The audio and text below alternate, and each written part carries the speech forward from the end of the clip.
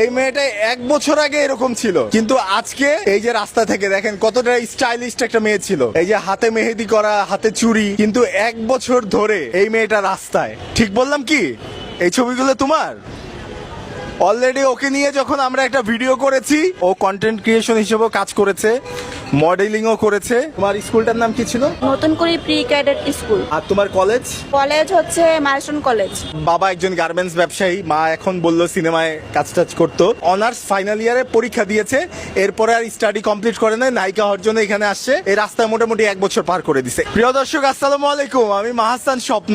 এই যে এই আপুটি যে কিনা 1 বছর ধরে এই ফ্লাইওভারের নিচে থাকে, তাকে নিয়ে আমরা একটা ভিডিও করেছিলাম। মূলত সে নায়িকা হওয়ার জন্য ঢাকায় এসছে এবং এই নায়িকা না হতে পেরে এখনো সেই স্ট্রাগল চালিয়ে যাচ্ছে, কিন্তু ফ্লাইওভারের নিচে শুয়ে। আজকে আমি দেখাবো, অনেকেই ভেবেছেন যে গল্পটা তো ভুয়া নাটক, এখানে যারা আছে মোটামুটি সবাই তাকে চিনে, কিন্তু আজকে অতীতের ছবি দেখাবো। এটা কে বলো? আমি। এটা তুমি? এটা? এটাও তুমি? হ্যাঁ, এটা আমি। এটা কে? আমি। এটা আমি। এই মেয়েটা আজকে 1 বছর ধরে, এই দেখেন এত সুন্দর একটা মেয়ে, সুন্দর নয়? সুন্দর। এই যে রাস্তায় 1 বছর ধরে আছে মেলা দিন ধরে। নায়িকা হওয়ার জন্য। এই মেয়েটা 1 বছর আগে এরকম ছিল, কিন্তু আজকে এই যে রাস্তা থেকে দেখেন কতটা স্টাইলিশ একটা মেয়ে ছিল, এই যে হাতে মেহেদি করা, হাতে চুড়ি, কিন্তু 1 বছর ধরে এই মেয়েটা রাস্তায়। ঠিক বললাম কি? এই ছবিগুলো তোমার?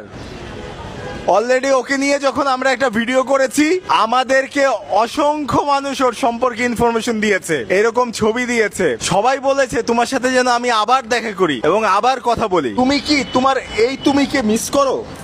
আমি এই তুমিকে মিস করি বলতে কি, আমি তো সবসময় চাই যে নিজেকে হচ্ছে সুন্দরভাবে গুছায় রাখার। তো গুছায় রাখার বিষয়ে হচ্ছে আমি কিন্তু সবসময় মানে আগায় থাকবো, আর এখনো চাই যে আগায় থাকি। আমার কিছু ওইখানে কিছু গ্যাপ ছিল, ওখানে কিছু হচ্ছে সমস্যা ছিল, ওই সমস্যাকে হাইড করে তারপরে হচ্ছে সহজভাবে বাঁচতেছে, যেমনটা মানুষ বাঁচে। তুমি এখানে পরিবারের সাথে রাগ করে বের হয়ে গেছো, এটা কি সত্যি? পরিবারের সাথে রাগ করার চেয়ে বড় কথা হচ্ছে আমার ফ্যামিলি থেকে আমাকে ফোর্সফুলি বের করে দিয়েছে। কেন বের করে দিয়েছে? আমার আম্মু আব্বু আলাদা, সেপারেট। ছোট থেকে হচ্ছে তাদের সাথে আমার ফেস কাটিংয়ের অনেক কিছু নাকি মেলে না। তার পরবর্তীতে হচ্ছে ওনারা আমাকে অসুস্থ বানায়, আমার পুরো স্কিন ড্যামেজ করে ফেলে, মাথা থেকে একদম হচ্ছে হাঁটুর নিচ পর্যন্ত হচ্ছে বিভিন্ন জায়গায় ঝলসায় যায় কারণবশত, যেটা কিনা আমার আম্মুই করাইছে। করানোর পরে তারপরে হচ্ছে ওই সময় আমার বিভিন্ন রকমের অনেক গোটা কাটা হয়, ওইটা থেকে রক্ত বের হয়, পুষ বের হয়। আমার অবস্থা অনেক করুণ ছিল, হাঁটতে চলতে পারতেছিলাম না। তারপরে আমি শেল্টার নেই, আমার আব্বু